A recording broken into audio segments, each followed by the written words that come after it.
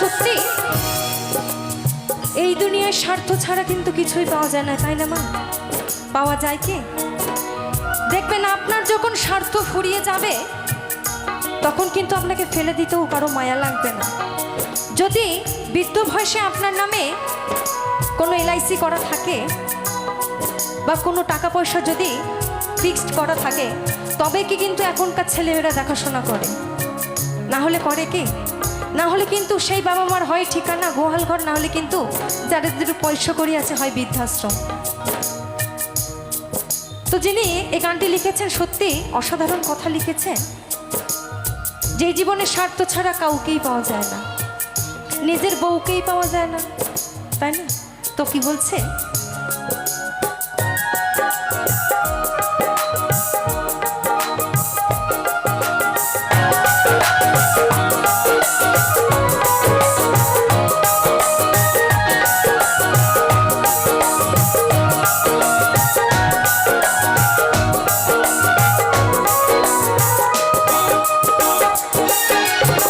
স্বার্থ ছাড়া হয় না কেহ কারোর আপনজন, সুখে থেকে